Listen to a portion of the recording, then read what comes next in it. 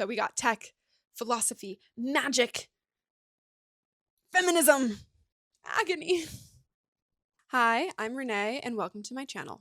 A few nights ago, I had a bit of a philosophy kick where I could not get to sleep. It was 1:30, 2 a.m., and I just whipped out my computer and ordered a lot of books. And so whenever I'm reading nonfiction, I prefer to have them as physical copies. If I'm not going to be wrapped up in the narrative journey, I want to actually have dialogue with the book, if that makes sense, and just properly absorb.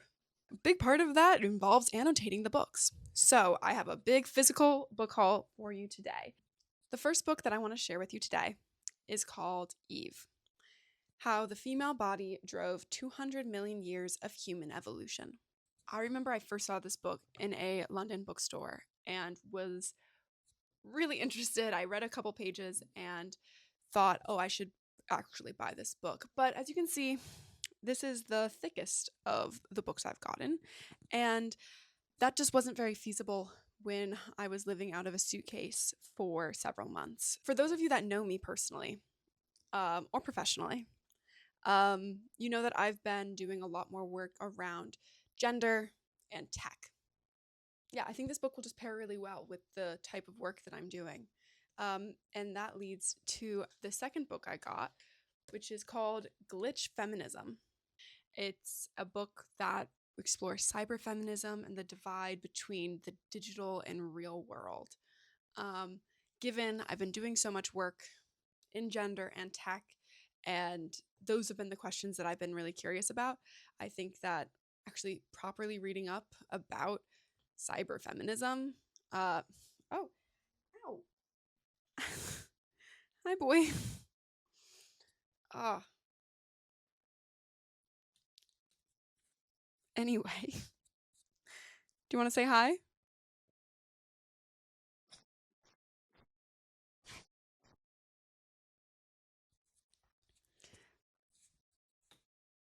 Let's just give him a moment.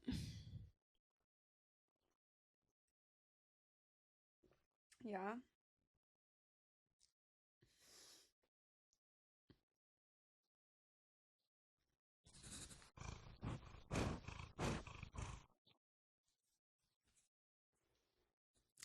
He's a really good boy.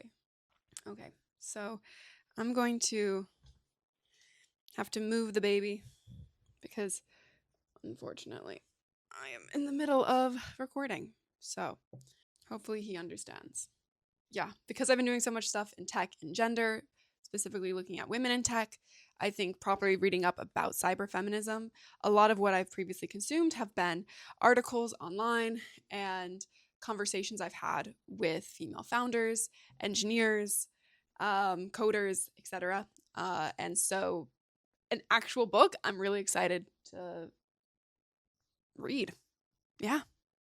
In that same vein of a tech-related topic, okay, so now Apollo's just sitting right here. He's a good boy. He's just a good boy. Okay.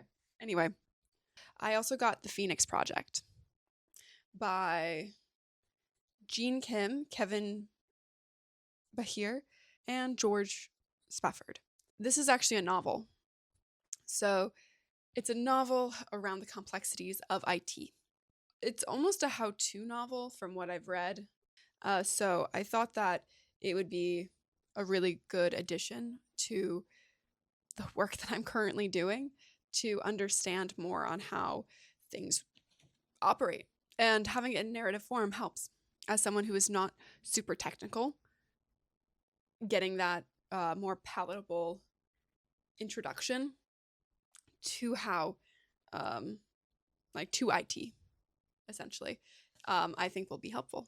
Yeah, it looks at DevOps, and it has pretty clear takeaways about how readers will not only learn how to improve their own IT organizations, they'll never view IT the same again.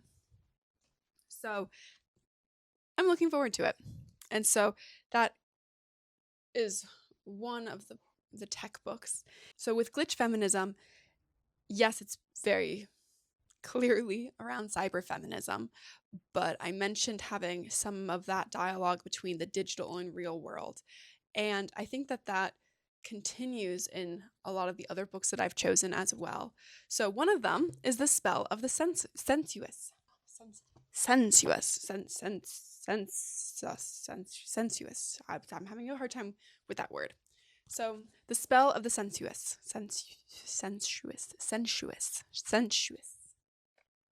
Sensuous. Yeah. Anyway, by David Abram. So, The Spell of the Sensuous by David Abram. This is the first book I've actually started out of the whole haul. And yeah, Paulo? What's up?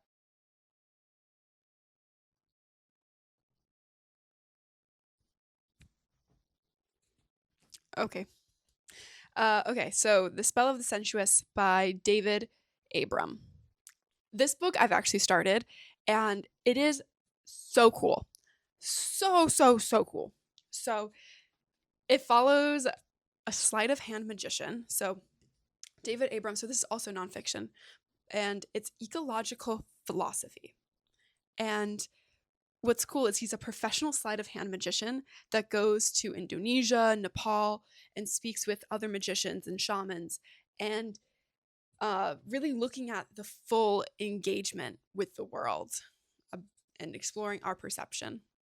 So the power of our senses, of language, and how through that we can bring to life or stifle our senses. So according to the back of the book, looking at how we as people rely on the more than human natural world to understand ourselves and our humanity. And so far, I'm only 27 pages in, but it is so intriguing, beautifully written, very lyrical, very poetic. And to be honest, I haven't read much ecological philosophy, but looking at perception and learning about Indonesian shaman has been a really cool read. And I actually just went on a short vacation and took with me The Spell of the Sensuous and The Phoenix Project because I thought that those would pair really well together, where if I wanted something magical, of course, The Spell of the Sensuous would work well, but then The Phoenix Project, that's the IT, the tech, the business girl vibe that I might be going into. So I brought both of those with me and actually annotating, and yeah, I'm really excited to continue reading this book. Okay, so the next book is Knowledge of the Higher Worlds and Its Attainment by Rudolf Steiner. Now, I haven't read any of Rudolf Steiner's work. I've heard his name, haven't actually read it, and I don't know much about what to expect from this book. I'm kind of going in blind. Yeah, and that's the way I want it. It looks like in a similar vein as some of the other books I've chosen, but more academic, not just real world versus tech world, but also, I guess, in line with The Spell of the Sensuous, looking at that spiritual lens. But I'll let you know what I think. I haven't read it yet. This is just a haul. So, going in blind, but reading some Steiner. Getting to the book that started all of this at 2 a.m. The Transparency Society by Byung-Chul Han. I've been thinking a lot about transparency, specifically in how it connects to organizational composure and relational longevity. And I've been thinking about this because I've been focused on the difference between preemptive and reactionary sharing and what role or expectations we have in relation to information. And because I've been engaging with how to share information, this book caught my eye. What is transparency? Is it the way I understand it? And then also seeing potential pitfalls, understanding it more. Just trying to understand it more. What is transparency? When does it become transparency versus sharing information?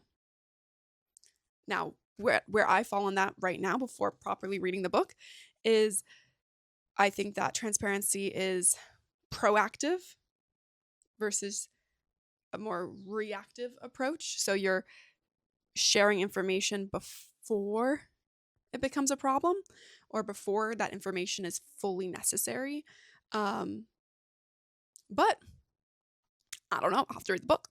I'm also just curious about what role transparency has in our ideological framework within tech, right? So we have access to so much information with Google and the internet that what is transparency? Does it just have no meaning anymore? How does it affect society? So this was the one that I first saw, I think, online, and then went down a rabbit hole of suggested book recommendations, reading synopses, and realizing, oh, this title sounds cool, or this book sounds like a baller book. Let me buy it. From this, everything else snowballed. So to end this haul, I will talk about The Agony of Eros, also by Bohannon. I'll say it wasn't just a book about love that caught my eye about this one. It was that the synopses looked at the other and the relationship between the self and the other. One of the things was looking at the other is eradicated, not the self in today's society. So looking at like a narcissistic society, what does love look like? I think it just pairs beautifully with a lot of the other books I selected. And then I'll also just say these two are really short. And I wanted to read some short books, but knowing that they're philosophy as well, that's again why I am annotating. So a little rambling of a haul.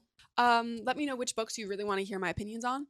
I don't think I will get a review of all of these books, but maybe a couple that I think are profound or the most important to share. But yeah, so that was my haul. Thanks for joining me and have a good one.